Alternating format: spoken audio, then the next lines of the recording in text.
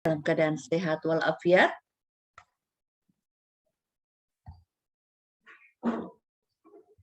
Kalaupun ada kurang-kurang sehat sedikit, kita tetap semangat, ya.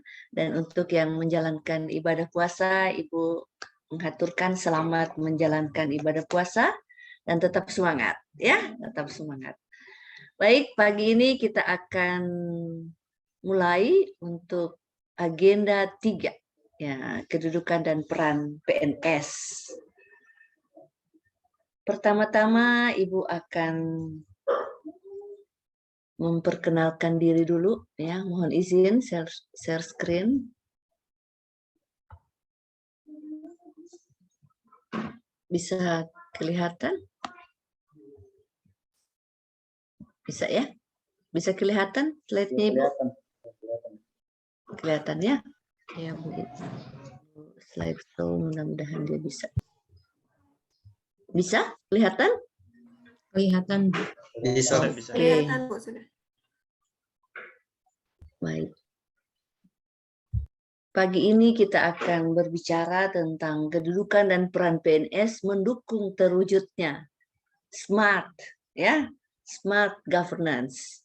Sebelumnya Ibu memperkenalkan diri dulu. Ibu diberi nama Stince Wirianto, biasa dipanggil Tin, kalau di kantor dipanggil Mama Tin, ya. Ibu mendapat gelar insinyur dari Institut Pertanian Bogor dan MSI dari Universitas Tadulako. Ibu sudah lihat tadi malam tidak ada yang sama tanggal lahir dengan Ibu. Ibu lahir di Buol tanggal 5 September 64. Tanggal lahirnya ya, Ibu lihat-lihat, wah tidak ada. Ya, ada yang September tapi agak jauh. Kalau ada dapat coklat biasanya. Ibu kasih Silver Queen. Ibu saat ini Widyaswara Ahli Madya, Pembina Utama Muda. Alamat Ibu saat ini di Sempati Air, lalu di Biromaru. Karena terdampak gempa, Ibu pindah.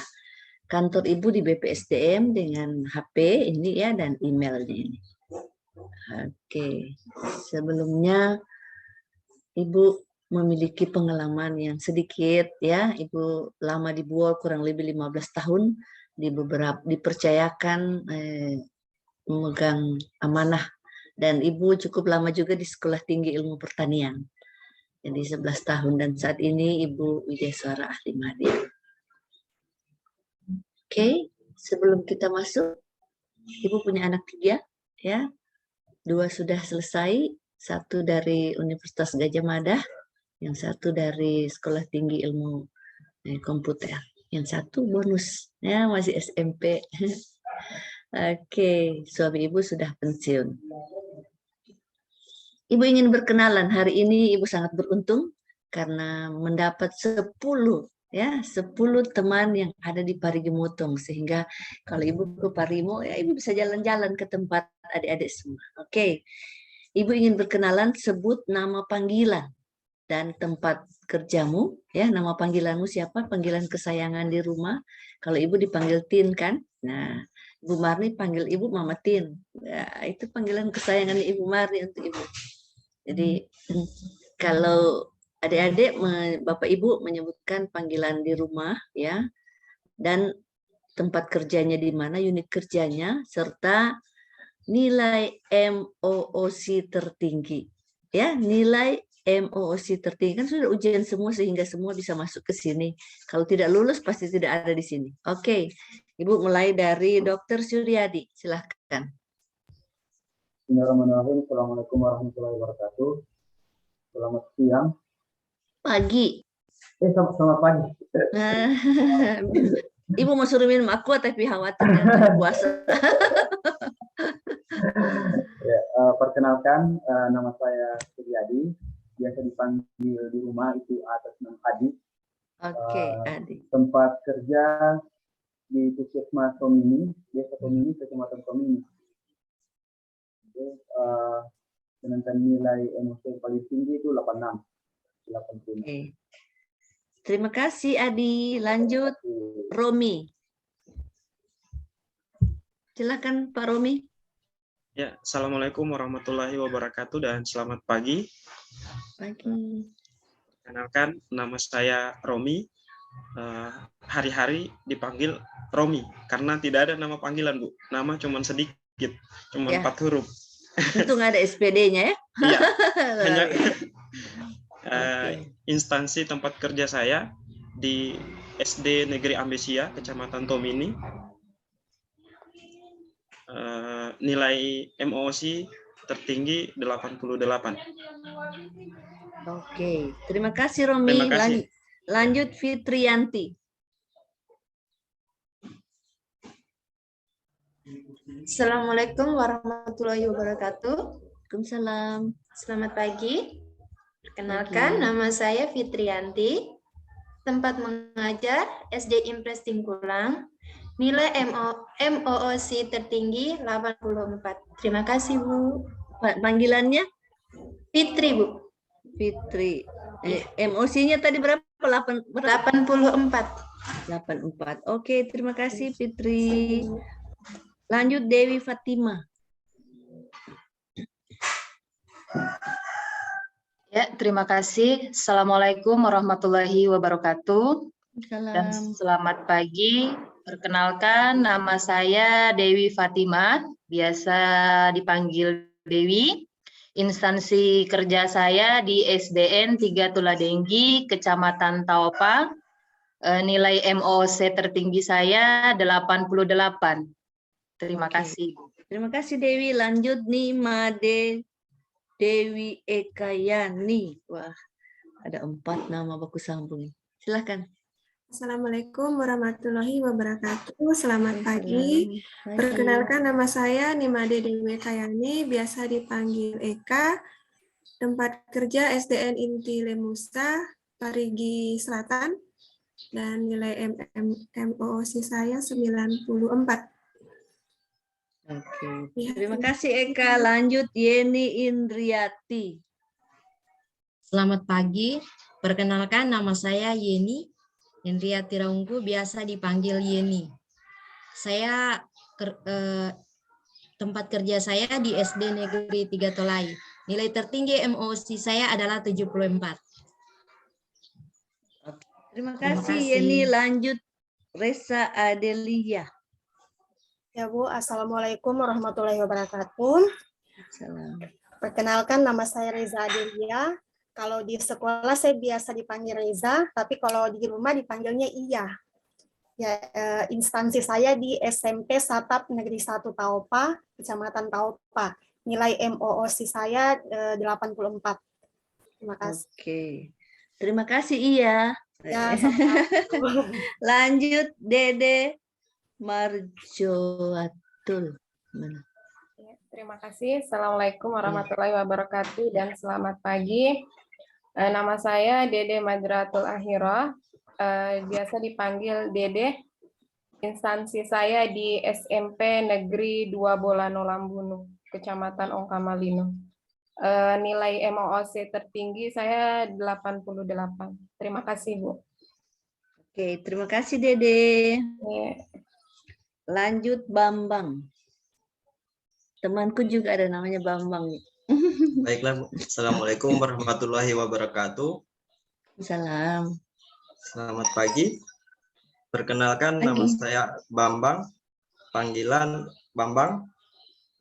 Instansi tempat kerja SMP 3 Bulanu Lambunu, Kecamatan Ongkamalino. Nilai MOOC saya 92. Terima Oke. kasih, Bu. Terima kasih Bambang. Yang terakhir Arif Mas Huri. Silahkan. Assalamualaikum warahmatullahi wabarakatuh. Waalaikumsalam. Dan selamat pagi. Ya, perkenalkan, nama saya Arif Masuri Hidayat, biasa dipanggil Arif, dan biasa juga dipanggil Arif.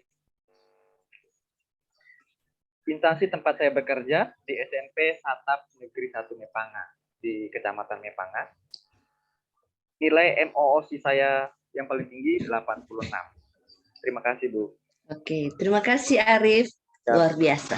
Pagi ini Ibu mendapat 10 ya, karena belum ada yang Ibu kenal. Ya, 10 teman baru yang ada di Kabupaten Parigi Motong, dan Ibu bersyukur untuk itu karena kalau Ibu ke Lambono, Ibu ke Tomini, Ibu ke Taopa, ya, Ibu sudah menjelajahi daerah-daerah ini. Tetapi Ibu karena Ibu lama pernah tugas di situ dari Sausu sampai Motong, Ibu punya wilayah kerja. Tetapi saat ini Ibu memiliki 10 teman baru. Terima kasih teman-teman. Kita akan sharing, ya. Jadi kan Bapak Ibu sudah lulus MOC semua. Wah, luar biasa. Tidak ada yang tidak lulus. Itu yang Ibu katakan. Kalau ada yang tidak lulus pasti tidak masuk dalam room ini. Sehingga kita akan berbagi pengalaman apa yang sudah diperoleh di dalam MOC. Sebelumnya Ibu izin share screen lagi, ya. Nah, sebelum kita bercerita tentang agenda 3, Ibu ingin sekedar mengingatkan bahwa ini dasar kebijakan atau dasar hukum mengapa Latsar CPNS ini dilakukan. Pelatihan dasar disingkat dengan Latsar. Jadi jangan sampai melihat laporan-laporan yang dulu-dulu, ya, ini biasanya ini yang ketangkap oleh penguji, tinggal copy paste laporan yang dulu, lupa maaf ya, lupa diganti padahal aturannya sudah berubah, ya, aturan sudah berubah. Jadi kalau mungkin Undang-Undang 5 tahun 2014 tentang ASN tidak berubah, yang berubah itu yang nomor 2, nomor 3, nomor 4, dan nomor 5, hanya satu yang tidak berubah. Nah, biasanya ini PP nomor 11 tahun 2017 saat ini sudah berubah menjadi PP 17 tahun 2020. Itu tentang manajemen ASN. Sudah berubah dia, ya. Jadi akan ketahuan kalau mengambil contoh dari laporan-laporan yang dulu itu akan ketahuan. Nah, nomor 3 juga sudah berubah, ya. Di sini tentang pelatihan dasar sudah nomor 10. Ya. Belum lama dia berubah, baru tahun ini. Ya, istilahnya baru akhir tahun dia berubah menjadi nomor 10 tahun 2021, lalu nomor 1, ya, ingat ya. Jadi dan pedoman juga, pedoman penyelenggaraan itu dia akan berubah setiap tahunnya. Saat ini nomor 13 dan kurikulumnya juga sudah berubah, saat ini nomor 14. Sekedar mengingatkan supaya jangan membuat kesalahan kecil yang akan menyulitkan Bapak Ibu. Nah, kita lihat di sini alur cerita saat ini sudah sampai di sini. Bapak Ibu sudah sampai di agenda 3. Sebelumnya siapa yang memberikan agenda 1? Siapa? Pak Yamin. Ahmad Yamin. Ahmad Yamin. Agenda 2? Pak Muhtar. Pak Muhtar. Oke. Kayaknya coach-nya nanti Pak Bahrun ya? Iya. Iya. Oke. Jadi Pak Yamin sudah mengajarkan tentang sikap, perilaku, dan bela negara. Sudah banyak ya, sudah sampai di isu-isu. Semua sudah punya isu? Sudah, Bu. Sudah. Sudah dikonsultasikan dengan coach? Belum. Belum. Wah. Habis ini harus dikonsultasi dengan coach ya, jangan menunda. Karena menunda pekerjaan itu adalah hal yang kurang baik. Nah, Pak Muhtar telah mengajarkan nilai-nilai dasar PNS atau ASN, disingkat dengan Berakhlak. berakhlak ya. Semua sudah tahu ya, dan saat ini kita masuk pada agenda 3 ya.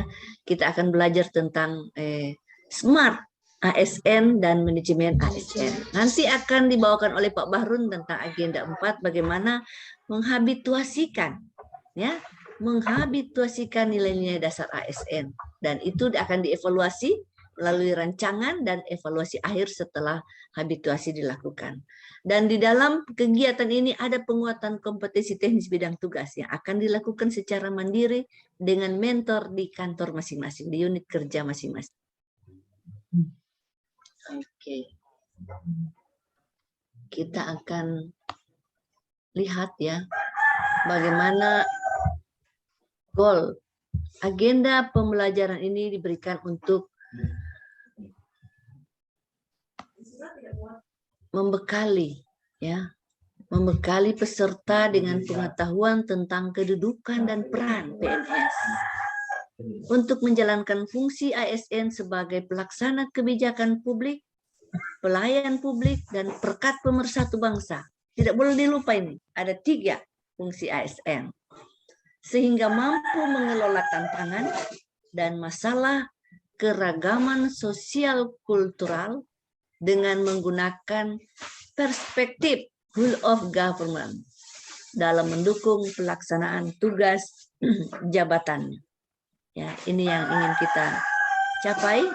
Nah, tadi Ibu sudah tanyakan kalau mandiri sudah ya, sekarang ini distance learning dia kita bagi. Ada sinkronus, artinya Bapak Ibu berjumpa walaupun hanya melalui Zoom dengan saya sebagai fasilitator, dan ada asinkronus.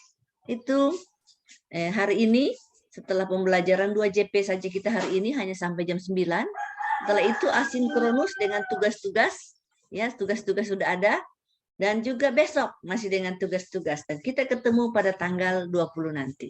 Dan akan klasikal, ya ada 7 JP lagi nanti. Oke, ini alokasi waktu kita. Nah, kita lihat. Ini hanya sekedar gambaran bagaimana kehidupan saat ini. Kita kadang-kadang tidak saling menyapa karena semua memegang handphone, melihat mata ke handphone. Ya, semoga di dalam keluarga tidak demikian ya. Duduk di meja makan, tetapi semua mata juga ke handphone, atau duduk di ruang tamu semua mata ke handphone. Ya biasanya sudah begitu ya anak milenial saat ini. Mudah-mudahan tidak demikian ya. Kalau dalam keluarga kita harus saling menyapa, dengan teman juga kita harus saling menyapa. Tidak mata hanya di handphone, nanti mata rusak ya. Ini Dokter Adi akan tahu bagaimana itu ya. Oke. Kita lihat. Sebelum Ibu bertanya kepada teman-teman tentang hasil yang sudah dipelajari di MOC, coba komentar dulu. Melihat hal gambar ini apa komentarmu? Silahkan Fitri.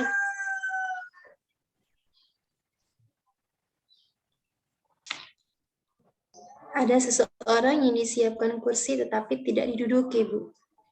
Oke. Adi, apa komentarmu? Kita lihat ini ada kaki yang bergantungan dengan kursi yang sedang jatuh. Dia melepaskannya. Ya. Satu lagi komentar. Apa komentar Eka? Orang gantung diri, Bu. Wah, gantung diri. Bunuh diri. Eka langsung to the point. Jadi gantung diri. Nah, hari kita lihat lagi. Ya. Jadi Pak Guru, ya mudah-mudahan tidak ada di antara kita ya sebagai guru. Ya, Pak Guru diduga strap, gagap teknologi, nekat akhiri hidupnya secara tragis gantung diri. Ya, ini karena ini ya. Nah, karakteristik yang umum dijumpai pada digital imigran adalah gagap dengan teknologi. Kalau dia lahir ya sebelum zaman milenial, seperti ibu ini dibilang masa kolonial. Ya, artinya sekarang kan anak-anak milenial namanya. Ya, artinya itu digital imigran. Artinya berpindah kepada zamannya digital yang dulunya tidak. Jadi ibu masih mendapat itu mengetik dengan tak tok tak tok tak tok tak. Maksudnya lancar 10 jari ya. Susun skripsi ibu masih pakai tak tak tak. Jadi masih pinjam teman suka pinjam mesin tik. Pokoknya tak tok lancar 10 jari. Itu namanya kami ini adalah orang-orang yang imigran persoalan digital. Nah, rupanya bisa menjadi stres. Benar, ya. Pak Guru sekarang harus melalui Zoom. Pandemi ini mendesak kita untuk cepat, ya, lebih cepat beralih memahami. Nah, kalau zaman orang-orang Pak Guru, Ibu Guru seperti Ibu yang lahir, ya, bukan pada zaman, ya, bukan pada zaman di mana IT sudah sangat canggih, ya. Jadi yang Ibu ingin sampaikan, kalau Ibu tahu bikin PowerPoint itu nanti sudah ikut diklat PIM 3, ya. Artinya Ibu sudah kepala dinas, baru Ibu tahu bikin PowerPoint. Tapi sekarang anak Ibu yang SMP itu sudah lancar dan jago sekali bikin PowerPoint. Dan Ibu terkagum-kagum untuk itu. Artinya memang Ibu ada pada masa di mana digital itu bukan merupakan hal yang main, sehingga Ibu disebut zaman kolonial. Oke, sekarang Ibu ingin bertanya ya.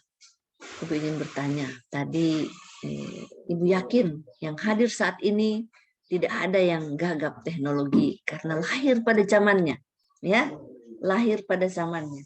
Anak yang masih kecil saja yang belum tahu membaca, ya, ada cucu, kena cucunya Ibu, dia belum tahu membaca, tapi dia sudah lancar tekan apa untuk melihat filmnya. Luar biasa namanya kan. Nah, Ibu ingin bertanya, apa yang kalian dapatkan dari emosi ini ya, yang ada sudah didapatkan tentang manajemen ASN dan smart ASN untuk menuju smart governance. Oke, Ibu silahkan. Bu stop share dulu ya supaya Ibu bisa melihat wajah-wajah cerah ya. Silahkan. Yeni dulu silahkan berpendapat apa yang sudah didapatkan di MOC tentang dua hal yang akan kita pelajari hari ini. Silahkan Yeni. Ya, jadi yang saya tangkap dari pembelajaran smart governance adalah kemampuan pemerintah untuk membuat keputusan yang baik melalui dukungan teknologi. Ya. Keputusan yang baik melalui dukungan teknologi ya. Oke. Kalau tentang manajemen ASN-nya sudah masuk situ. Sudah di keputusan. Ya. Ya, lanjut. Silakan Pak Arief.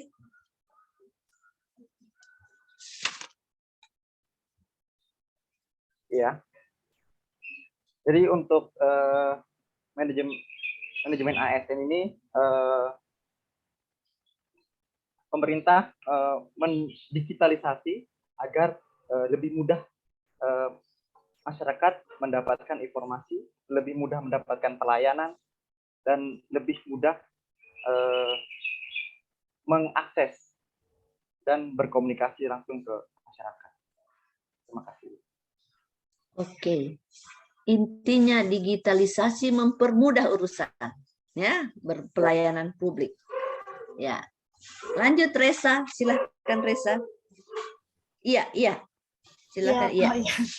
Ya, yang saya dapatkan setelah melewati MOOC untuk di Smart ASN, ternyata kita bisa belajar tentang digital, ada digital skill dan lain-lain untuk mempermudah kita bagaimana kita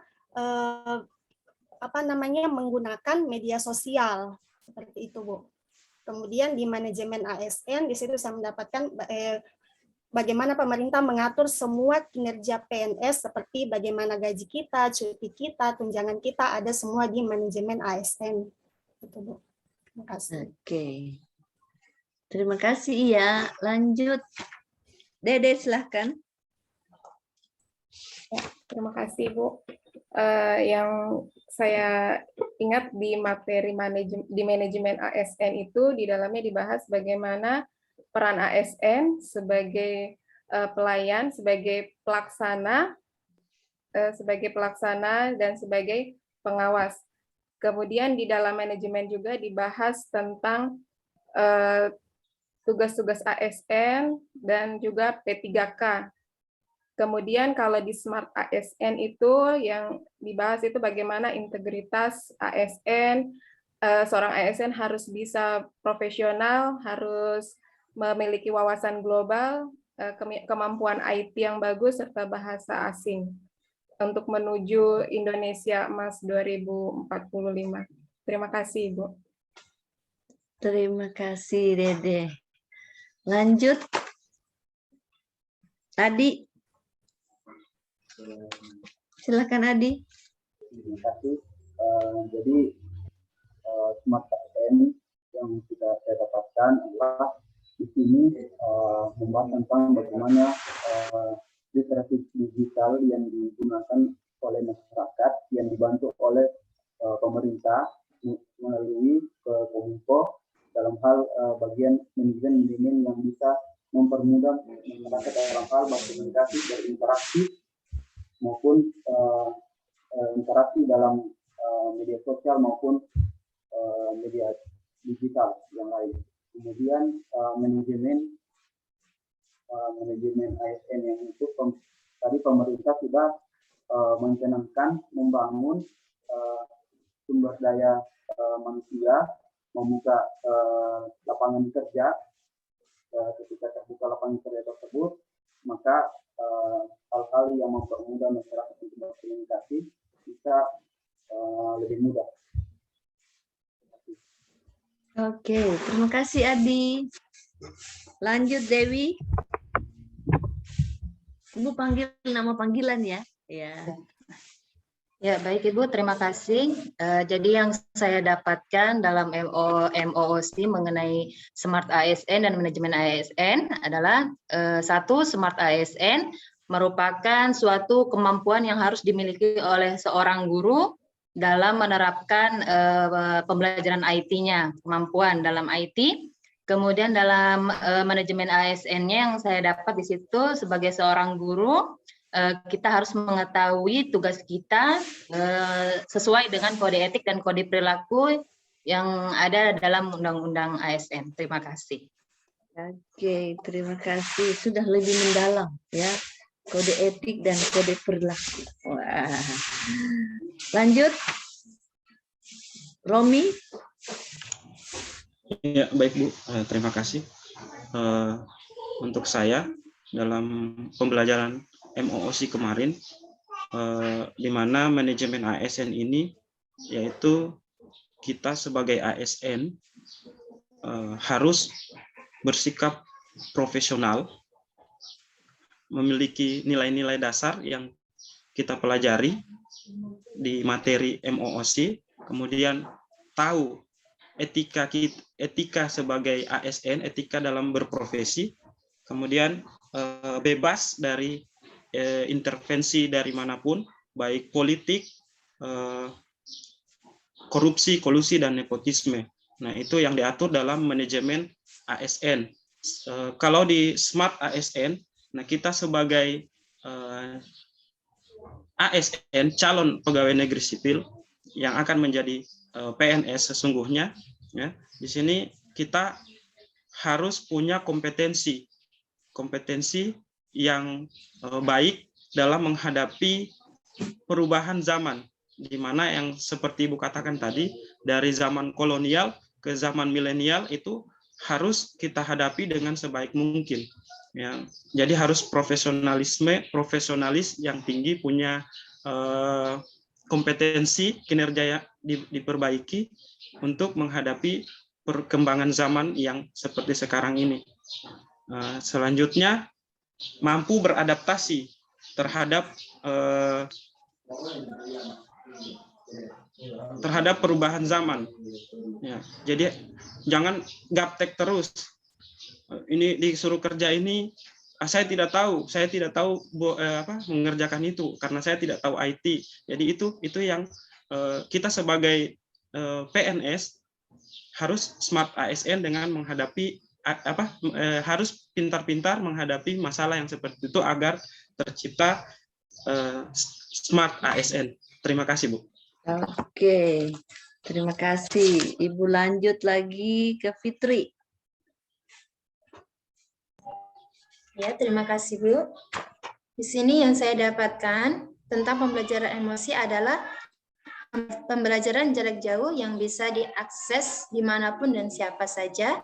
Sedangkan manajemen ASN adalah pengelolaan ASN untuk pegawai yang profesional, yang memiliki nilai dasar, etika, anti korupsi, nepotisme, dan kolusi. Sedangkan Smart ASN di sini adalah kemampuan guru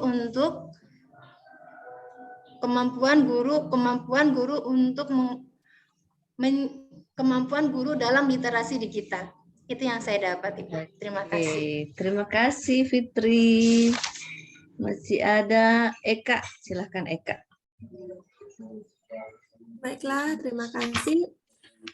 Di sini untuk Smart ASN yang saya dapat di pelajaran emosi, yang pertama, kita sebagai ASN dibentuk karakternya kita sehingga menjadi karakter yang lebih efektif, efisien, inovatif, dan memiliki kinerja yang bermutu.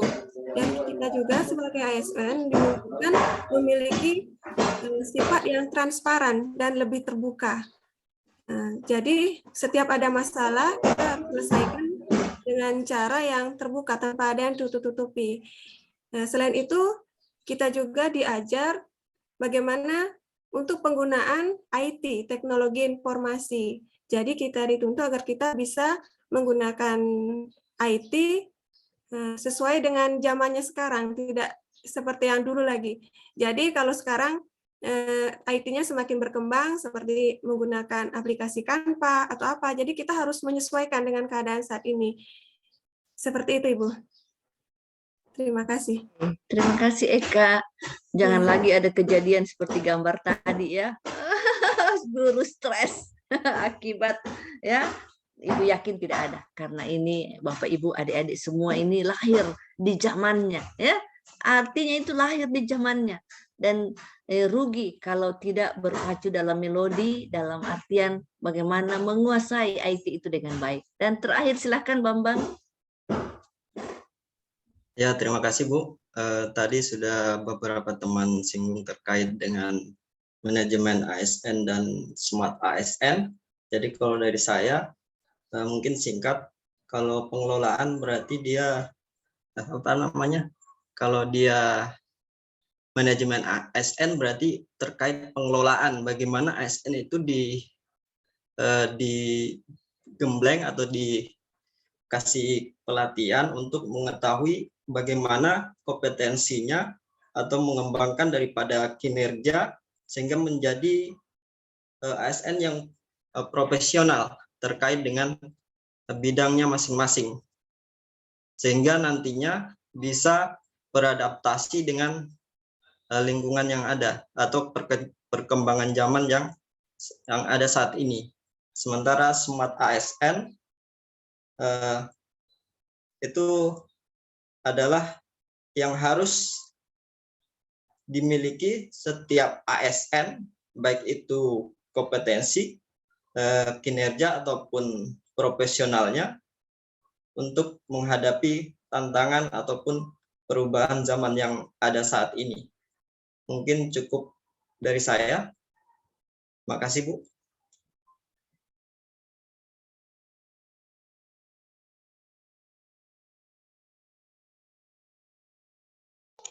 Izin Bu, nggak ada suara. Ibu ingin meminta pendapat, ini luar biasa ya. Karena bukan Ibu mau mengetes, tidak ya. Kita hanya berbagi pengalaman. Karena mungkin saja yang didapat oleh Arif, yang bisa ditangkap oleh Arif dari buku yang begitu tebal, modul yang begitu tebal, lihat ya, modul Smart ASN ini luar biasa. Anaknya Ibu bilang, itu yang Mama belajar, iya. Iya, jadi ini Ibu bacanya 1 minggu. Nah, karena kami juga emosi ya, kami juga belajar emosi. Sudah itu, kami sebagai fasilitator nanti lulus baru bisa menjadi fasilitator. Ya, jadi luar biasa ya, luar biasa. Dan Bapak Ibu mungkin saja yang didapat oleh Eka ya, kita saling mengisi ya. Disinilah gunanya kenapa Ibu minta semuanya berpendapat, supaya ya 10 kepala akan mengisi ya semuanya supaya kita menjadi sempurna. Nah, tadi banyak hal sudah disampaikan. Ya, pertama, intinya dalam manajemen ASN, ya. Bagaimana kalau manajemen itu ya istilahnya itu POAK, ya. Bagaimana planning ya, bagaimana perencanaan ya, bagaimana pengorganisasiannya, bagaimana pelaksanaannya, dan bagaimana evaluasinya. Jadi dia harus lengkap kalau manajemen. Paling tidak, sehingga dalam rancangan aktualisasi juga begitu.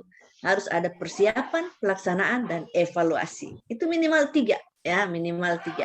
Nah, pada agenda 3 ini, Bapak Ibu harus sudah bisa merangkum isu apa yang akan diangkat, ya, untuk rancangan aktualisasinya, karena keterkaitannya isu yang akan diangkat itu dengan agenda 3. Nanti penguji bertanya, coba jelaskan apa keterkaitan isu yang kau angkat itu dengan agenda 3. Apa jawabmu? Coba. Jadi Ibu kasih bocoran halus. Jadi harus kita sudah memahami itu, karena isu harus terkait dengan agenda 3. Ya, oke. Nanti sebentar kita akan melihat isu masing-masing, ya. Jadi isu masing-masing. Nah, dalam Smart ASN, ya, ini banyak juga yang dipelajari. Intinya bagaimana literasi digital itu kita pahami dengan baik, dan bagaimana implementasinya, ya, itu kita sudah belajar dengan baik dan semuanya sudah lulus. Ya, baik. Izin, terima kasih ya sudah. Intinya bagaimana kita mampu menjadi pegawai negeri sipil, ya, untuk mendukung smart governance. Kita memiliki 3 fungsi. Tadi sudah ada yang mengatakan, ya, sebagai pelaksana kebijakan publik, pelayan publik, dan perekat dan pemersatu bangsa. Ya, jangan dilupa itu 3, ya. 3 itu tidak boleh lupa atau tidak boleh kita lupa. Baik. Ibu ingin lanjut ya. Tadi sudah kita memberikan pendapat.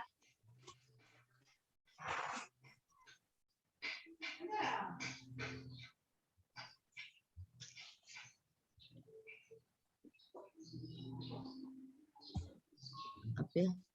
Ini tidak bisa jalan.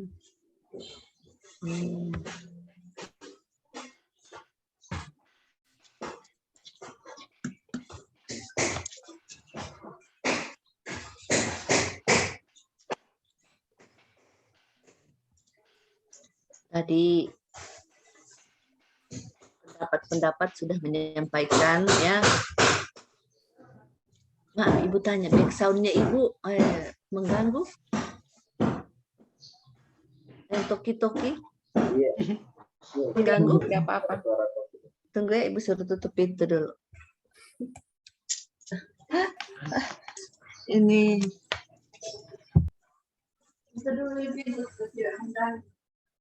oke, back sound kan. Ini coba. Supaya tidak ramai.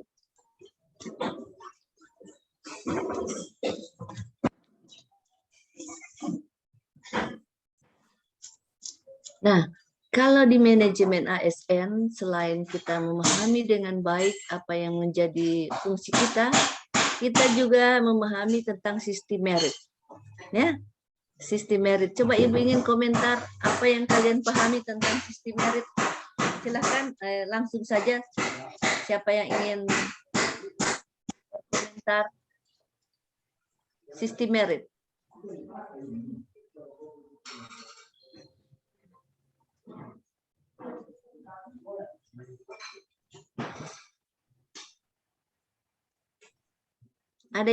Ada yang bisa tentang sistem merit?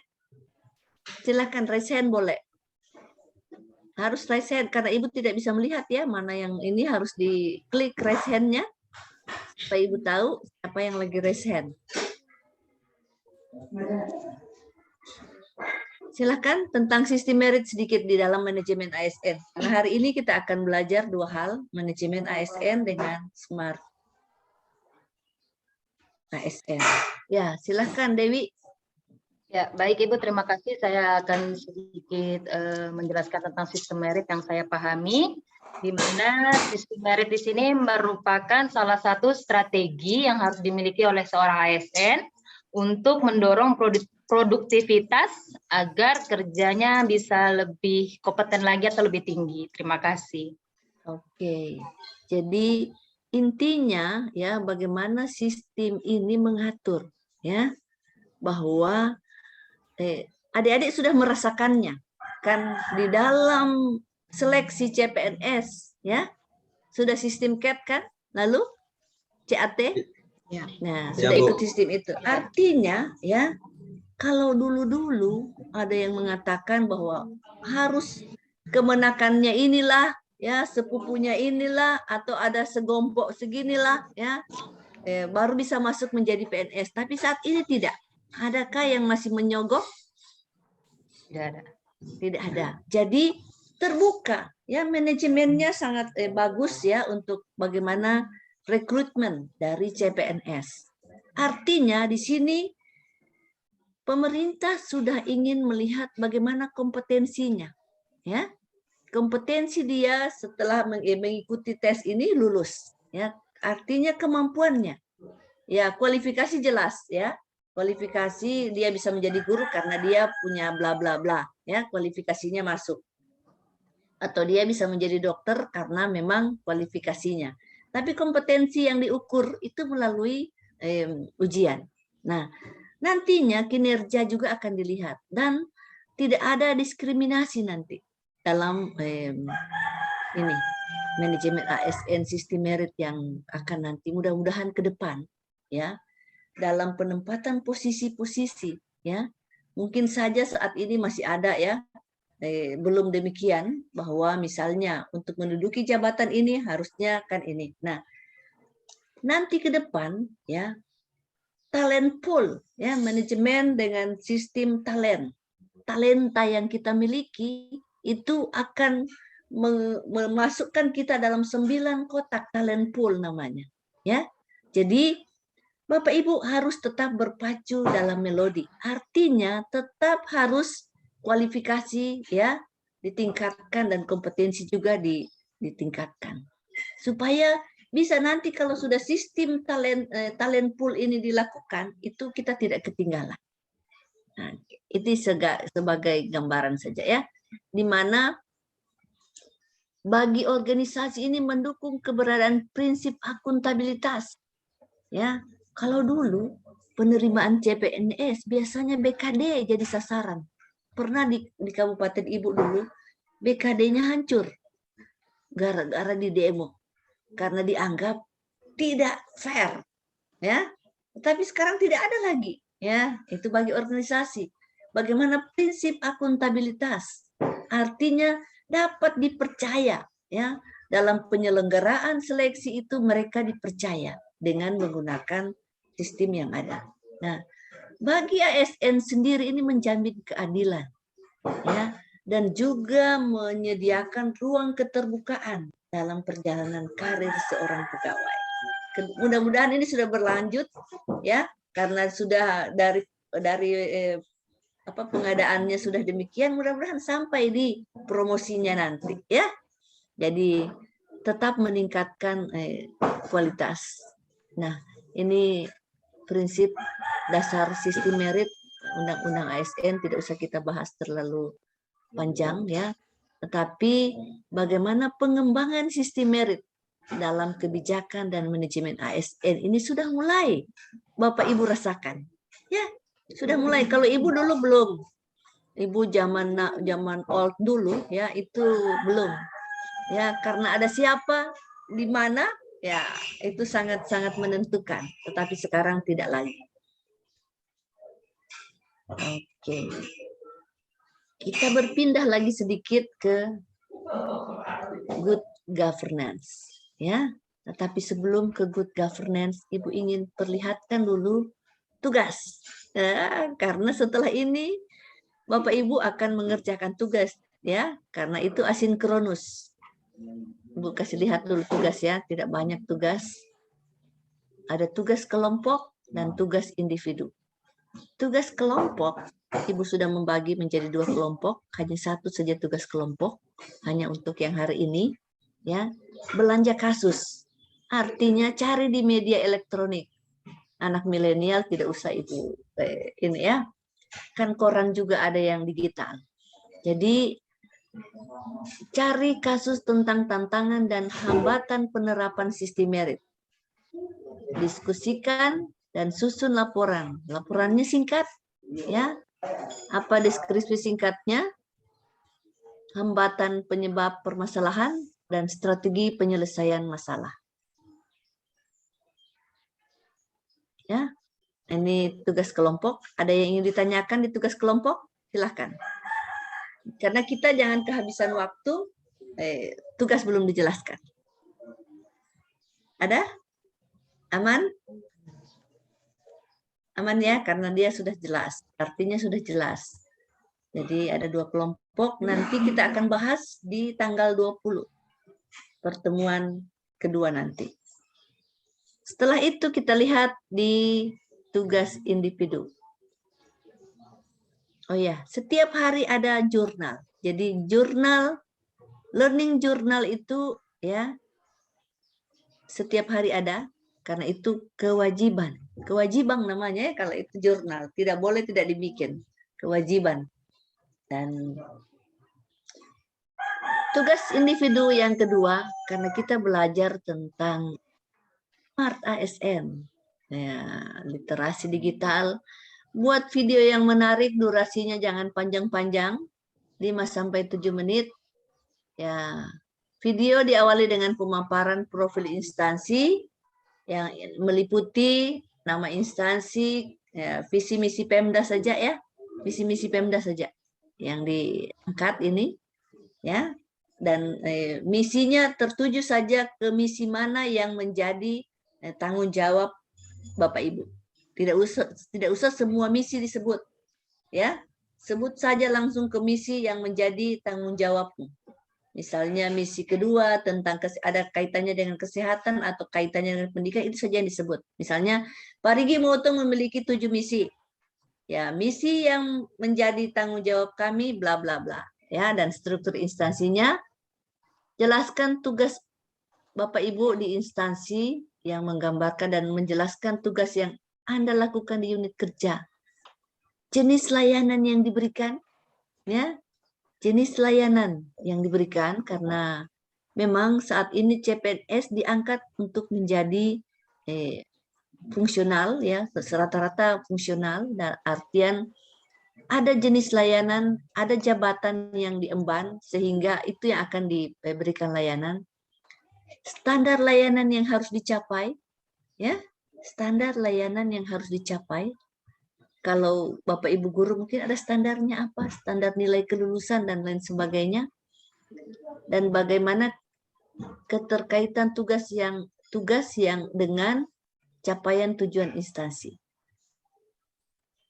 Berikan juga ulasan tentang apa yang sebaiknya Anda lakukan untuk memastikan kinerja pelaksanaan tugas Anda menjadi lebih baik. Ya, tugasmu menjadi lebih baik melalui perwujudan Smart ASN. Ya, ulasannya menggunakan perspektif dari materi manajemen ASN dan Smart ASN. Oke, videonya monolog saja. Ya, aku Smart ASN dan instansiku. Oke. Itu tugas yang individu yang pertama. Tugas individu yang kedua untuk besok, ya, identifikasi 6 isu. 6 isu. Makanya Ibu katakan tadi harus sudah dikonsultasikan dengan mentor. Ya. Sebentar atau besok hubungi mentor. Kan Bapak Ibu ada di tempat masing-masing. Kalau tidak, gunakan ya media yang apakah itu melalui video call dengan mentor, ya, supaya bisa melihat bagaimana mimik yang diberikan oleh mentor kalau saya mengatakan bla bla bla. Jadi dengan mentor itu lebih tahu dari Bapak Ibu, ya, karena dia diangkat. Ya, dalam jabatannya dianggap cakap dan mampu. Ya, dianggap cakap dan mampu. Sehingga dia menjadi mentormu. Di sini 6 isu. Identifikasi isu dilakukan dengan perspektif manajemen ASN dan Smart ASN. Pak Yamin sudah memberikan gambaran bagaimana mengidentifikasi isu. Pakai apa? Pakai tools apa? Apa tools yang diberikan? Ya, menggunakan metode PKL, USG, dan Fishbone. Ya, untuk menentukan isu pilih salah satu, ya, APKL atau USG. Dan untuk penyebab kita pakai Fishbone, ya. Oke, di sini deskripsikan masing-masing berdasarkan kondisi saat ini, ya. Dan dampaknya, jadi bikin saja tabel supaya tidak terulang-ulang dia. Misalnya kondisi saat ini, ya, dan analisis dampak isu jika isu tersebut tidak diselesaikan, ya. Identifikasi para pihak yang terdampak dengan isu tersebut, tentukan core isu, ya, dengan tools yang sudah disampaikan oleh Pak Yamin. Analisis penyebab core isu. Jadi core isu akan menjadi kepala ikan, ya. Core isu akan menjadi kepala ikan dan penyebab-penyebab ada di tulang-tulangnya, ya. Ekor ikan adalah unit kerjam. Ya, ekor ikan adalah unit kerjam. Itu gambaran tentang Fishbone. Tentukan gagasan kreatif. Bagaimana gagasan kreatif dari penyebab-penyebab untuk menyelesaikan penyebab-penyebab ini itu akan menjadi gagasan. Ya, bisa juga dibikin tabel gagasan penyebab ini gagasannya ini, atau disatukan dia dari penyebab-penyebab ini akan saya buat begini. Ya, jadi uraian dibuat dalam format digital yang kreatif, menarik, dan mudah dipahami, yang mencerminkan kemampuan literasi digital Anda. Ya, oke. Ini format learning journal, ya. Caranya, ya. Masukkan untuk learning journal hari ini. Tugas yang pertama itu ditulis dalam kata-kata. Kalau tadi kan dibuat dalam video, sekarang dibuat dalam kata-kata di sini, ya. Jadi caranya buat dalam kata-kata saja apa yang menjadi tugas pertama itu, tetapi tetap ditulis dalam kata-kata, ya. Dan itu menjadi tugas learning journal. Ini formatnya Ibu sudah buat ya, tadi sama ya. Cuma ini Ibu foto menjadi lebih jelas, ini tidak terlalu jelas, tapi intinya sama. Setiap hari membuat learning journal. Jadi kalau learning journal ini ditulis dalam tulisan kata-kata. Kalau tadi kan dalam video, tugas-tugas individu yang ini. Jadi tugas individu yang video itu dituangkan dalam kata-kata menjadi learning journal. Bisa ya? Ada yang ingin ditanyakan tentang tugas-tugas? Ya, silakan Dede. Ya, terima kasih Bu. Yang saya ingin tanyakan tadi di tugas pertama kan kita membuat video yang akan diunggah di IG. Kemudian jadi tugas individu yang pertama ini kita tuangkan dalam learning journal ini, kegiatan yang kita lakukan itu dituangkan dalam pokok pikiran atau di bagian B penerapan, Ibu? Apa yang coba baca baik-baik ya, ini coba. Yang ya ini tentunya kan di sini ya diisi tentang pokok pikiran dalam modul disertai dengan contoh kasus ya, contoh kasus yang kau angkat itu. Setelah itu bagaimana penerapannya diisi dengan gagasan. Kalau sudah masuk di penerapan berarti sudah masuk di poin B. Ya. Oke? Ya, tinggal dikasih sesuai saja dengan ini. Karena ini format baku ini. Jurnal ini format baku, ya. Ibu tidak bisa merubahnya karena dia menjadi format baku. Dan ini ada dalam aturan, ya, sehingga tidak bisa Ibu merubah-rubahnya. Sesuaikan dengan apa di poin A dan poin B. Oke, sesuaikan dengan apa yang kau bikin videonya. Ya, mana yang menjadi pokok pikiran, tentunya kan ada yang disampaikan, itu dituangkan. Jadi caranya gampang. tulis dulu supaya mudah di ini, setelah itu dibuat jadi video. Kalau saran Ibu ya, supaya lebih terarah dia. Terima kasih, Oke, Bu. atau boleh video dulu, setelah itu dituangkan, tinggal terserah ya mana anak milenial, tidak usah Ibu ajar lagi, dia sudah ditahu itu. Oke, terima kasih. Ada lagi yang ingin Terima ditanyakan? kasih, Bu. Sudah, Ibu. Silakan. Ya, sudah jelas semuanya. Ada lagi yang mau bertanya tugas kelompok? Tidak ada ya?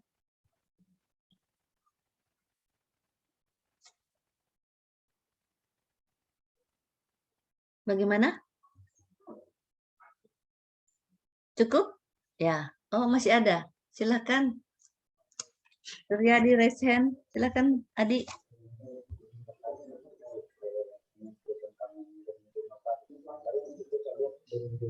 Suaramu kurang kedengaran ya, Adik. Coba. Halo? Ya, coba. Izin bertanya itu, tadi kan di tugas yang ketiga individual itu ada tertulis dengan jurnal nilai berakhlak, berarti pokok-pokok pikiran dari nilai berakhlak itu yang dimasukkan. Ini kan tadi di video itu dituangkan ke yang jurnal yang ketiga. Ini harus membuat jurnal nilai berdasar berakhlak. Berarti Oh, maaf ya. Smart ASN, maaf Ibu yang salah. Ibu yang salah. Oleh ya, Ibu yang salah di sini.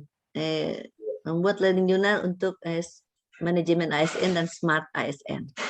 Kalau ini dia bukan nilai-nilai dasar. Maaf, ini yang agenda 2. Terima kasih koreksinya. Ya, memang seorang dokter itu harus teliti. Itu ciri dari seorang dokter. Terima kasih, Adi. Smart ASN di sini, ya, dan manajemen. Terima kasih koreksinya. Ada lagi? Ya, untuk semuanya ya. Jadi ini berubah, ya. Maaf, Ibu, karena kami memfasilitasi.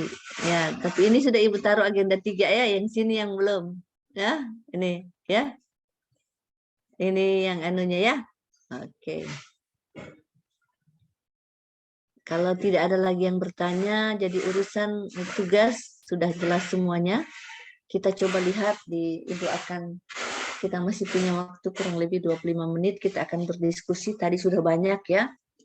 Jadi sudah banyak yang mengemukakan smart governance, itu bagaimana penggunaan teknologi informasi dan komunikasi dalam pemerintahan. Contohnya, ya, contoh dalam pelayanan publik di rumah sakit atau di puskesmas, itu pendaftarannya sudah online.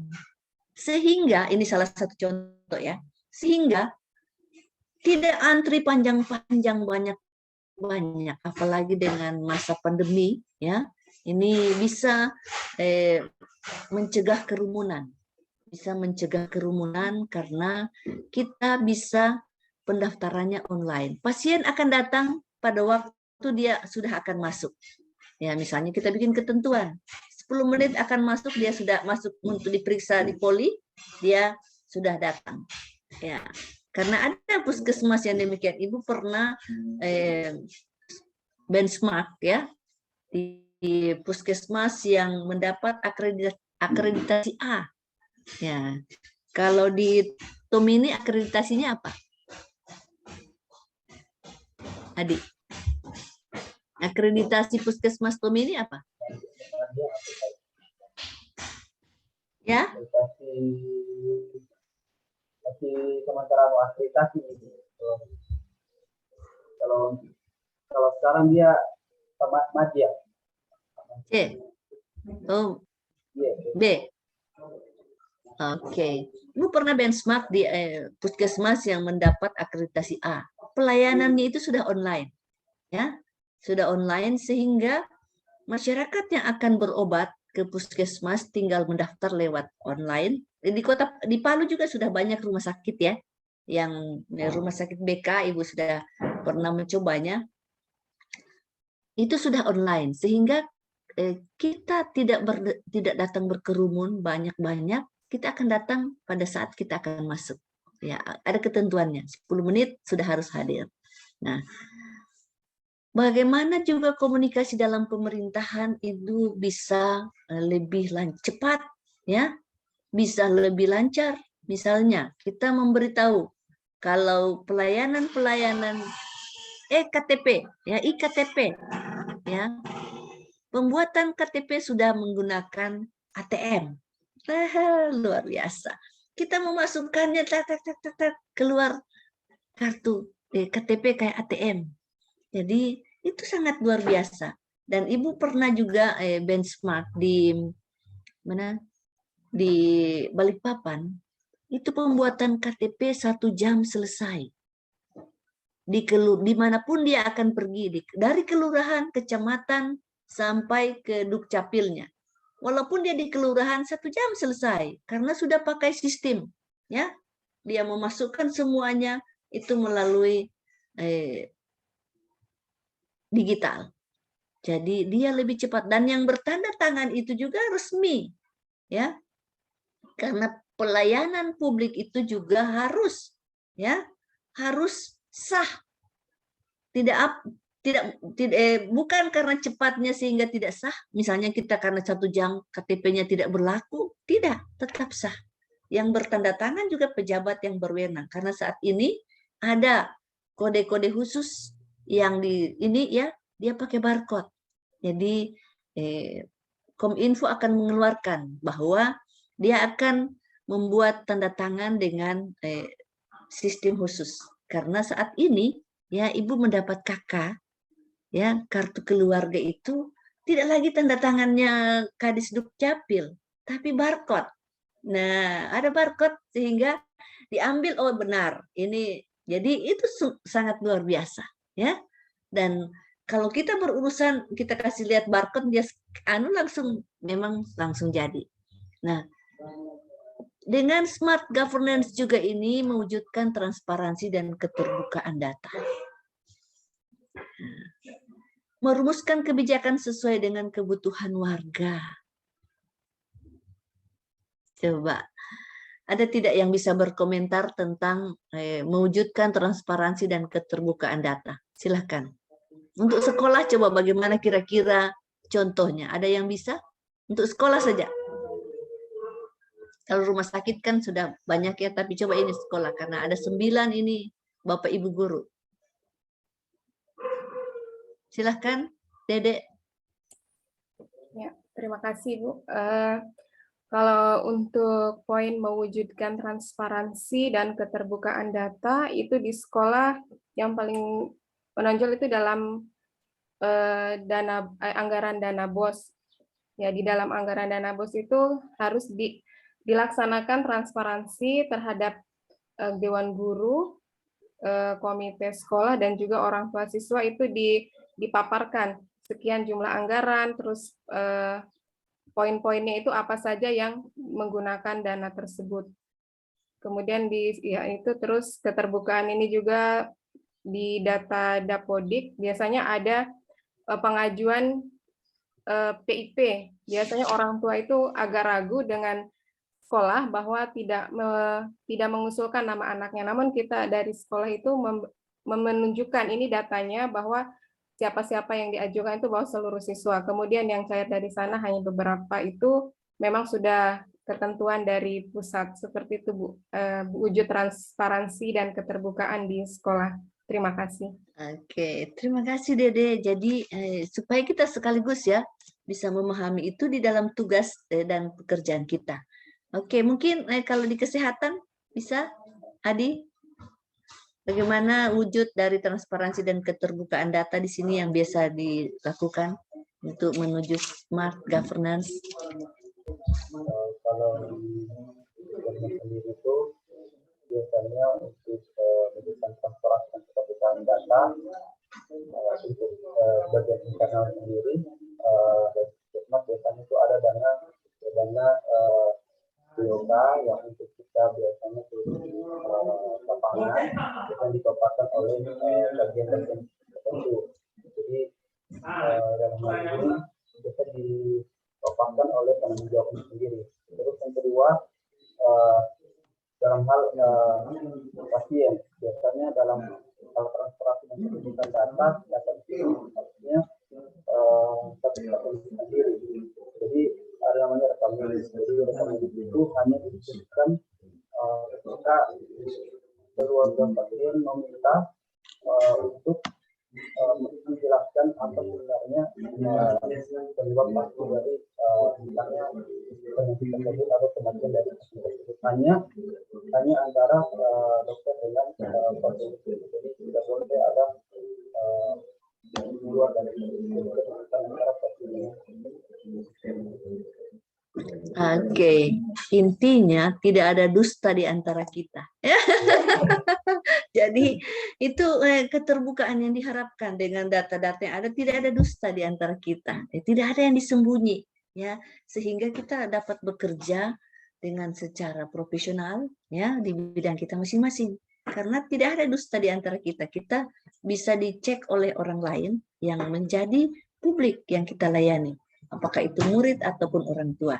Nah, sehingga ya ada juga yang mengambil aktualisasi, dia membuat kartu untuk pegawai sekolah dan siswa-siswi dengan ada barcode, ya, ada barcode di belakang ininya, ada barcode-nya yang dia bisa scan, ya, dia bisa lihat di mana apa yang menjadi, ada data-data yang ini.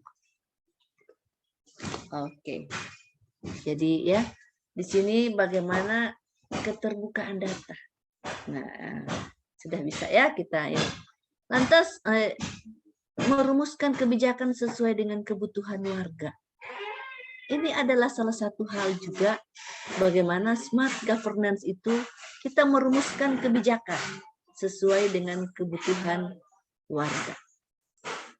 Artinya masyarakat kita ajak ikut, ya, ikut merumuskan kebijakan. Kalau literasi digital ini bisa kita gunakan, otomatis ya, misalnya kita bisa meminta mereka memberi masukan, apakah itu dengan Google Form, ya, istilahnya ya, biasanya kan bisa gitu. Ada yang sudah pernah untuk memasukkan hal-hal yang demikian, atau misalnya di dalam mengevaluasi pelayanan, ya, sehingga kan rumusan kebijakan itu bisa dasar evaluasi. Apakah di tempatmu sudah ada hal-hal yang dilakukan demikian? Contoh ya, misalnya di puskesmas ditaruh barcode evaluasi. Jadi pasien atau pengunjung tidak lagi harus isi kertas. Dia hanya scan barcode, dia sudah bisa isi. Ya, kirim. Bisa itu menjadi aktualisasi, siapa takut. Jadi ya, Dok ya, jadi bisa itu, begitu juga di sekolah, ya. Kita membuat misalnya barcode untuk evaluasi Dapodik atau evaluasi apa namanya, ya. Kita buat barcode-nya. Bisa jadi aktualisasi kita, ya. Selama 30 hari kerja itu bisa kita manfaatkan. Salah satu bisa, ya. Artinya kita sudah menggunakan digital untuk bagaimana meningkatkan, ya, atau bisa merumuskan kebijakan, karena dari hasil evaluasi, dari hasil masukan warga, ya, kebutuhan warga, kita akan bisa membuat kebijakan, merumuskan kebijakan. Oh, di sini pelayanannya di poli lambat, atau penanganan tentang misalnya risiko jatuh lambat, ya, atau penanganan tentang luka-luka itu lambat, sehingga pasien ada yang komplain. Nah, dalam perumusan kebijakan itu kita bisa buat hal-hal yang lebih baik, ya. Pakai teknologi. Sekarang kan biar di kampung, ya, biar di kampung rata-rata sudah punya Android, ya. Ya, tidak. Jarang. Ada sih daerah-daerah terpencil yang belum ada jaringan, ya. Tapi tetap sudah ada. Bagaimana kira-kira? Adakah yang masih agak bukan ya, agak primitif sedikit. Ibu pahami maksudnya begini. Di daerah tersebut tidak ada signal, ya, biasanya biar tidak ada signal, tetap dia punya Android karena dia ingin turun juga mengikuti perkembangan zaman. Adakah tempat di mana belum ada jaringan di tempat kerjamu, umumnya di sekolah ini ya. Ini sekolah satu atap. Ya, oke Romi. Apa komentarmu? Iya Bu, terima kasih. Terkait dengan yang dikatakan Ibu tadi, masalah jaringan. Nah, kebetulan di sini di Kecamatan Tomini sini ada beberapa sekolah itu yang posisinya daerah terpencil. Dikatakan daerah terpencil karena posisinya itu semua sekolah di atas gunung. Iya. Jadi itu salah satunya adalah jaringan tadi. Jadi di sekolah-sekolah itu walaupun daerah terpencil tetap dituntut harus menggunakan sesuai dengan keadaan yang sekarang. Jadi mau tidak mau harus menyediakan jaringan internet. Ya, tapi ada beberapa sekolah itu yang memang tidak dijangkau oleh jaringan internet sehingga menggunakan kalaupun menggunakan jaringan internet itu harus turun ke daerah permukiman di wilayah pedesaan yang di dataran rendah. Seperti itu, Bu. Oke, bisa diberi masukan ya. Memang ini membutuhkan dana. Ada Ibu pernah baca di pesawat dan rupanya teman Ibu sudah menangani itu di Palu. Ya, jadi dia walaupun di daerah mana di hutan-hutan itu bisa, ya. Ada yang dia bawa-bawa, ya. Jadi memang butuh dana ya. Tetapi untuk bagaimana sekolah itu bisa maju boleh disarankan, ya. Jadi ada kayak satelit kecil yang bisa ditangkap dimanapun berada. Jadi dia menangkap bagaimana intinya ya satelit dari mana gitu, maksudnya diarahkan dia untuk mengambil informasi satelitnya itu ya.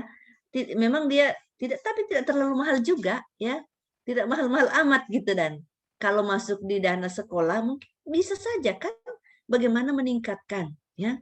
Karena apa ya, anak didik kita ya, generasi berikutnya ini Bapak Ibu saja sudah merasakan bagaimana generasi milenial ini harus paham ya. Kalaupun dia belum punya HP karena keterbatasan ekonomi, paling tidak HP-nya Bapak Ibu bisa menjadi contoh ya, bahwa ini begini, dan itu boleh diusulkan di sekolah ya, boleh diusulkan di sekolah bagaimana meningkatkan ya, meningkatkan kualitas sekolah itu supaya bisa bersaing. Tidak mungkin kan walaupun di gunung ya, anak Ibu juga tempat kerjanya di gunung, di SMA, di gunung Ibu saja belum sampai ke situ ya. Dia cukup jauh, tetapi Ibu bisa menghubunginya, ya, karena dia pakai itu jaringan khusus. Dia pakai jaringan khusus. Katanya dia sebagai tenaga IT di situ, ya, karena dia kebetulan yang dari ini ya, Eskom, dia tenaga IT di sekolah itu yang daerah terpencil di atas gunung sana, ya. Katanya susah sekali jalannya sampai ke sana, ya, tetapi sudah ada di sana. Karena itu dia menggunakan satelit khusus. Dan di Palu sudah ada yang mengurus-urus itu, ya. Kalau ini ada teman Ibu ya, yang suaminya kerjanya itu. Nah, disitulah yang bisa kita gunakan bagaimana mendukung kegiatan-kegiatan kita agar bisa supaya kita bisa merumuskan kebijakan sesuai dengan kebutuhan warga. Anak didik kita ke depan tantangannya lebih berat. Kalau dia tidak paham, ya, bagaimana literasi digital itu akan sulit. Ya, baik. Ada lagi yang ingin berkomentar tentang 3 hal ini? Silahkan. Kalau tidak ada, kita akan lihat sedikit lagi ya. Nah, evolusi administrasi publik. Di sini bagaimana ya, di sini dikatakan dari old public administration meningkat menjadi new public management ya, menjadi new public service, dan saat ini sudah ke whole of government. Kalau OPA ya, kita singkat saja OPA ya supaya gampang. Nanti keseleo lidah menyebutnya. Jadi kalau OPA itu masih tradisional sekali, ya, masih tradisional. Kalau NPM dia sudah meningkat, ya. kalau sudah meningkat tapi masih sentralisasi, ya, masih sentralisasi pemerintah, ya. Jadi sudah new public, tetapi dia masih sentralisasi. Kalau new public service sudah publik, ya, publik sudah bisa berperan, ya, berperan memberikan saran, masukan dan ikut, ya, ikut dalam pelayanan. Jadi utamanya itu publik. Pelayanan kita sudah ke publiknya, intinya. Ini evolusi administrasi publik. Tetapi kalau WOG ini yang sekarang ini sudah lebih mantap. Bagaimana Parimo hadir di Tomini sebagai pemerintah yang utuh. Jadi bagaimana Romi hadir di Tomini sebagai perwakilan dari Kabupaten Tomini, Parimo. Sehingga Dinas Pendidikan di Parimo tidak tutup mata dengan persoalanmu. Karena sekarang sudah WOG. Jadi bangun kerjasama. Ini namanya membangun jejaring. Ya, membangun jejaring. Misalnya, laporkan ke Diskominfo bahwa kami membutuhkan ini bla bla. Mungkin saja dia akan bisa menolongmu. Ini di sini bagaimana, ya, jalinan kerjasama dibangun, ya, untuk mencapai tujuan yang sama, ya, bahwa pelayanan publik kita bisa dicapai dengan baik di WOG. Ya, artinya masing-masing bekerja dengan urusannya, ya, tugas dan fungsinya masing-masing. Tetapi dia bisa mencapai tujuan yang sama. Dengan orang tua murid kita bisa bekerja sama, karena kan di sekolah ada, ya, komite. Ya, ini bisa dibangun, ya. Ibu pikir, ya, komite cukup berperan. Ya, kita bangun namanya WOG, Whole of Government. Tetapi artinya kita menghadirkan pemerintah secara utuh melalui kemitraan, kerjasama dan koordinasi kolaborasi intinya. Ya, itu evolusi administrasi publik yang sudah berlangsung hanya sebagai wacana, ya. Dan Ibu yakin semuanya sudah memahami karena di MOC semua sudah lulus, ya. Ibu sudah memperkuat lagi. Nah, bentuk dari WOG itu sendiri, ya. Bagaimana ini tadi Ibu katakan, proses penyatuan pemberian layanan kepada publik. Contohnya, bagaimana mengatasi stunting, ya. Stunting di Kecamatan Tomini, misalnya, ya, stunting. Kalau di situ banyak stunting atau kematian ibu melahirkan tinggi, karena itu akan mempengaruhi, ya, kredibilitas kesehatan. Nah, bagaimana kita bekerja sama dengan kecamatan, ya, termasuk Babinsa, ya, kesehatan, pendidikan, ya, kita bekerja sama menyiapkan generasi penerus. Sudah paham kalau urusan generasi mulai dari 0 hari dalam perut harus sudah menjadi perhatian, malah masih persiapan. Misalnya kita harus sudah memberikan ilmu itu kepada generasi penerus atau kepada ibu-ibu yang mengurus generasi ini, yang melahirkan generasi-generasi jangan sampai stunting. Itu misalnya. Kita libatkan posyandu, kita libatkan PKK, ya. Kita libatkan kecamatan, kita libatkan desa. Itu namanya proses penyatuan pemberian layanan kepada publik. Ya, itu dalam WOG. Kita cerita WOG saja, ya, karena ini sudah di ujung evolusinya, ya, yang sekarang kita lagi hadapi. Ibu tidak menjelaskan lagi yang di bawah-bawahnya karena sekarang kita hadapi sudah WOG. Nah, di sini bagaimana pemerintah horizontal berkoordinasi atau berkolaborasi untuk mencapai tujuan bersama. Contoh yang pernah Ibu lakukan, bagaimana pengentasan kemiskinan di Kabupaten Ibu, ya. Kita bekerja bersama-sama. Apa yang menjadi tugas Ibu sebagai kepala badan penyuluhan, Ibu menyuluh. Apa yang menjadi tugas Dinas Pertanian, dia menyiapkan benih dan sarana produksi. Kesehatan menyiapkan masyarakatnya supaya tetap sehat bisa bekerja, ya. Bagaimana Pemdes bekerja memberikan semangat kepada masyarakat untuk mau ikut dalam program ini, ya. Bagaimana PU menyiapkan sarana dan prasarana yang dibutuhkan oleh masyarakat, apakah petani atau peternak, ya. Itu semua berkontribusi pada tugas dan fungsi masing-masing, ya, untuk mencapai tujuan. Bagaimana kita bisa mengentaskan kemiskinan? Tentu ada ikatan dengan surat keputusan bupati misalnya atau surat keputusan camat. Ya, di sini juga bagaimana kontrol politik dan otonomi administrasi yang bisa dilakukan dengan baik. Ya, jadi pemerintah sini yang menjadi pengontrolnya. Ya, walaupun dia melibatkan masyarakat, tetapi tetap dalam kontrol pemerintah.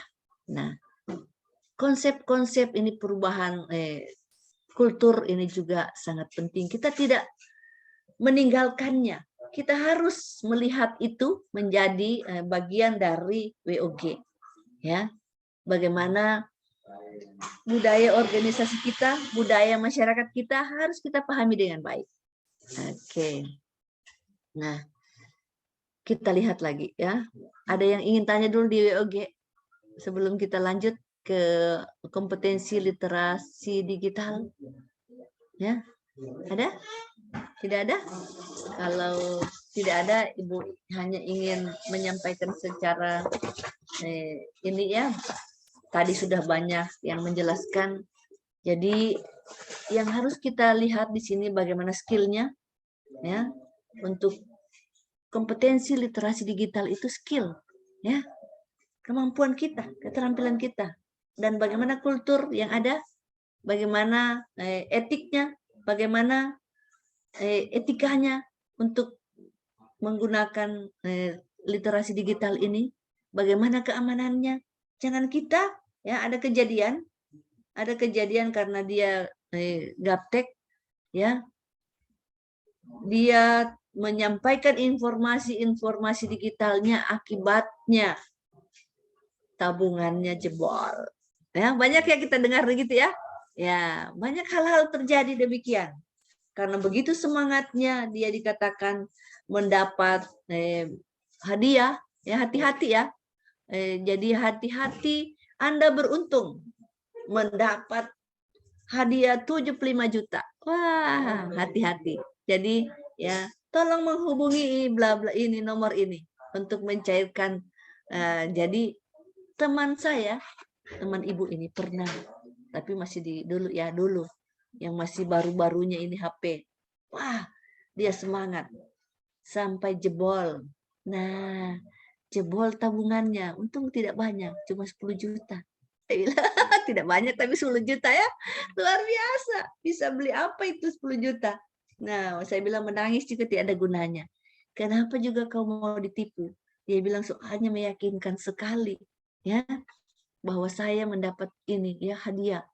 Ya, tetapi kirim dulu ini. Wah, kirim dulu pajaknya apa semua. Jadi hati-hati. Ibu tidak perlu mengingatkan karena Ibu yakin adik-adik semua sudah memahaminya. Safety. Nah,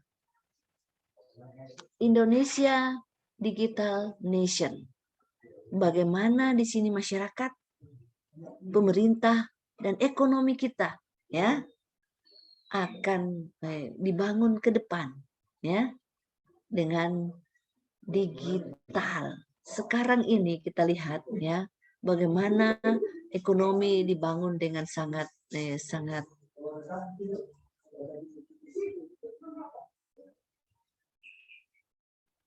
ya,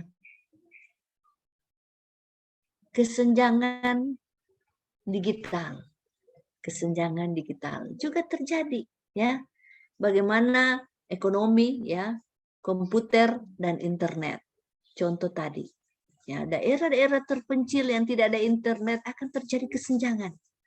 Padahal di sana ada generasi milenial juga yang harusnya sudah memahami itu.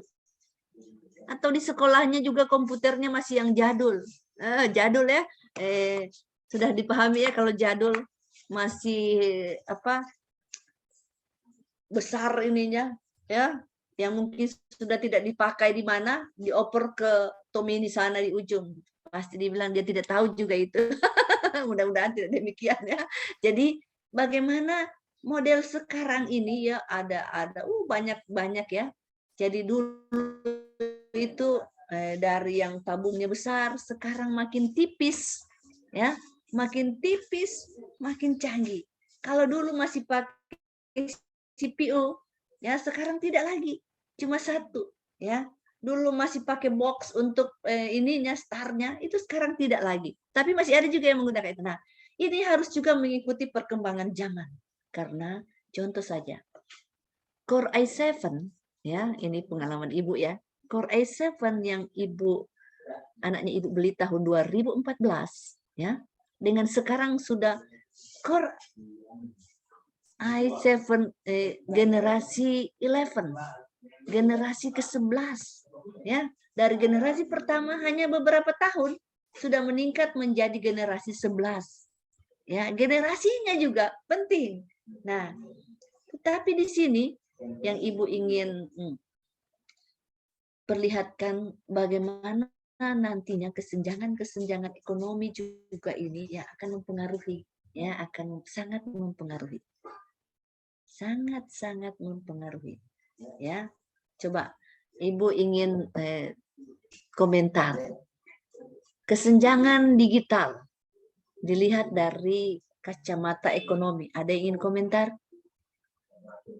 Atau komputer atau yang internet? Silahkan. Wih, sudah habis waktu kita ya.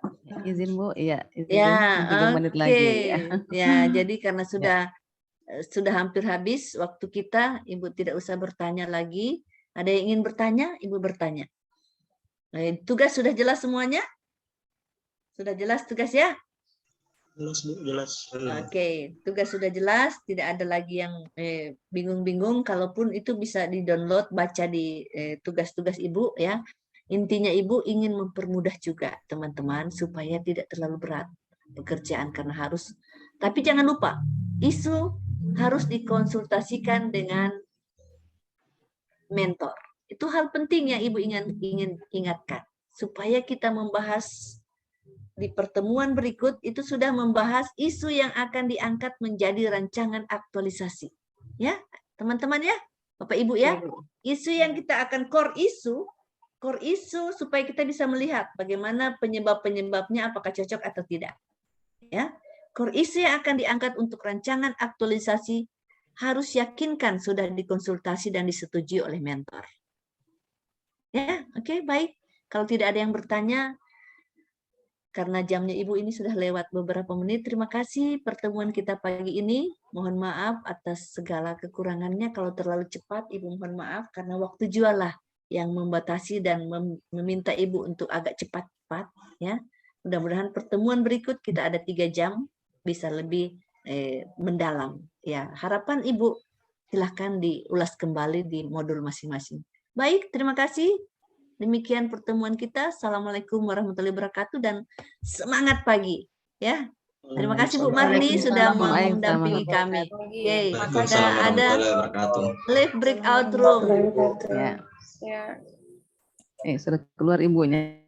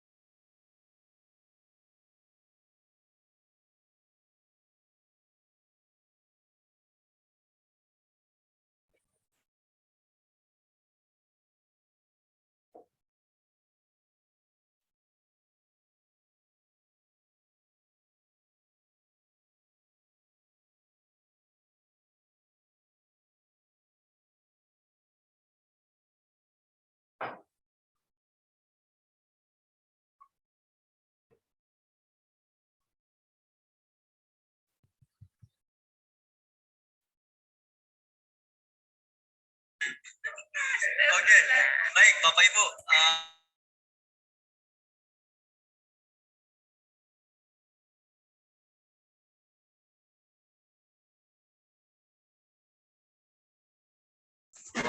Untuk memenuhi agenda 3. Makasih. Teman-teman Laskar Angkatan 100 tetap semangat, jaga kekompakannya dan mudah-mudan apa yang jaga disampaikan kesehatan.